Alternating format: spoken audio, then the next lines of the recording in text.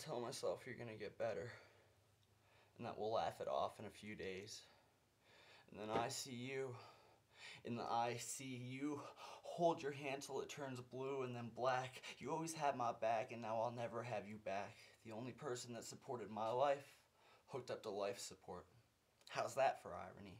You see, we lose 150,000 heartbeats every 24 hours. That's more lives lost than there are seconds in the day. 63,600 more, to be exact.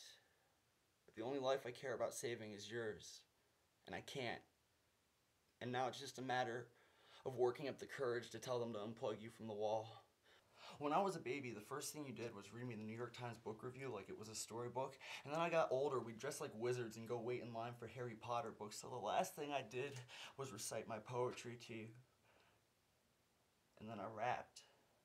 Faintly, I rapped my stupid raps to you on your deathbed. And then I thanked you over and over again for teaching me how to read and write and love and defend and express myself with a pen. Back when I was 10, you taught me how to think, not what to think. And I don't think I know how to say goodbye. We were close. The closest? No, closer. Until the coffin closer, I couldn't find closure if I tried. Yeah, your ashes are in a box by my side, but when I look in the mirror, I always see your eyes.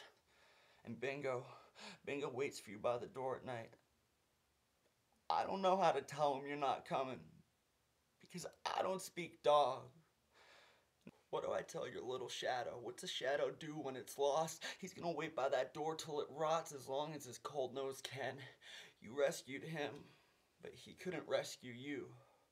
And I would give anything if I could just speak dog just for 1 minute, just so I could let him know that it's okay, that you loved him. I'm never gonna leave him, because you'd never leave him. Now I'm trying to explain to the dogs why I don't believe in God, wondering, well, I find God in the mirror. Is that reserved for dogs? Mom, you showed me Reservoir Dogs when I was in middle school. You were punk rock. You were a punk in the 80s. You would have been a punk till your 80s. But you just had to leave at 47. And now a week feels like 47. And it feels like it's only been 47 seconds, like they're still telling me that the medication didn't take and that the kidney failure is inflating your limbs and face. What I'm trying to say is that since you went away, time and space feels like silly putty, stretching and contracting into a ball, picking up newsprint memories wherever it falls. But you just had to leave at 47, didn't you? I've cried enough rivers now that my eyes just dry. Even if I leave, why grieve? Now that you've left, I've got every single moment I need, but fuck that, why bleed? First time I thought about suicide, I was 9. I looked over the balcony and I said, if Mom ever dies, I'm gonna nosedive off the side. But I made a promise to you in the hospital that night. You gave me a gift and I could never end this life. So fuck self-harm. I wish I could tell you I'm sorry for what I did to my arms. Even if I do wish I was wherever you are. My uncle's really broken up. We threw a memorial and nobody showed up. But between us, we'd never have enough to cover the airfare to fly in every life you touched. Like that Christmas you stayed in London to give Christmas to a homeless man with nothing. Intern missing Pan Am Flight 103, the one that got bombed in '88 by Gaddafi. Yeah, Lockerbie. I miss your stories. Black flag in a basement before I was born. Tell me more about Europe. Tell me about the Bad Religion music video that you're in, diving off a balcony. Tell me about waking up in Spain with no passport, a bag of money, and no idea how you ended up in that country. Tell me the uncomfortable stories about Rotterdam and the ladies in the shop windows, telling Joey Ramone's cock and how small it was. How I was made to a Talking Head song in the back of a limo. Tell me you'll remember me in the car seat to 90s radio. Tell me you'll remember when I was 3, having me stage dive off the couch to the dead Kennedys. Just tell me that the dead get to keep their memories. And so I wander through December, wondering if the dead can remember. And remember, this house isn't the same. Every time a floorboard creaks, it whispers your name. Just haunt me. Give me 15 minutes alone with your ghost. There's some shit I need to say, words I owe a toast. But I know you're alive in the pages I write. And the words you wrote. You showed me the black and white classics.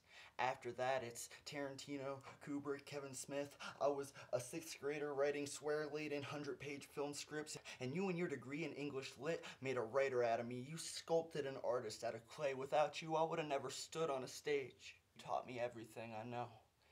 Even the fact that a man's penis in a woman's vagina makes a baby. Yeah, that too. And I can't stop thinking about the time we went to go see Artificial Intelligence, the one with Hallie Joel Osment. Yeah, the one where he waits a literal millennia just to spend one more day with his mom. Am I always gonna be that lost? Because when I look at my eyes in the mirror, I see you. When I look at pictures of you, I see me. You rock the same haircut I have in 2015 when you were a little girl in 1973. We're made out of the same double helixes. You proofread my shit. Fix my prefixes. I inherited the pattern of your speech, the bones in my cheek, the world that I see, and the eyes through which I see it. And now the days of the week only make my stomach weak. The more I think, the harder it is to eat. But Jenny Craig can eat a dick when I debut my depression diet. We're gonna kill your pets and your parents and fuck your girlfriend, and you're gonna lose that weight and look like a Photoshop robot in no time. Hey, my mom died, but Charlie Sheen is HIV positive, so maybe the world balances out. But what is fairness when I can feel you perish? And there's terrorists in Paris, caressing concert halls with bullets, and the worst part is I could care less when the person who taught me everything is dying in my arms. It makes it kind of hard to think about anything but the piece of my soul that's missing, that everybody listening will inevitably have ripped out. And hey, maybe you already have, and these are just cliches worn out. I'm writing you a book. Really, I'm just finishing the one that you spent the last years of your life trying to put on paper. I'm writing you a memorial, and the whole fucking world's gonna show up to this one, because I can't let your stories get lost to time. I'll lose my mind. Every scared, fucked up kid deserves the love you left behind. Because your life was so much bigger than the small town hospital where you died. And because you taught me how to write, you taught me what's right. 1998, you taught me to fly a kite. And if I close my eyes, I'm 5 and I'm in Avalon, feet in the sand, holding your hand, red curls in the sun, looking out into the ocean, having philosophical discussions far too vast for a 5-year-old. And at least I'll always have that.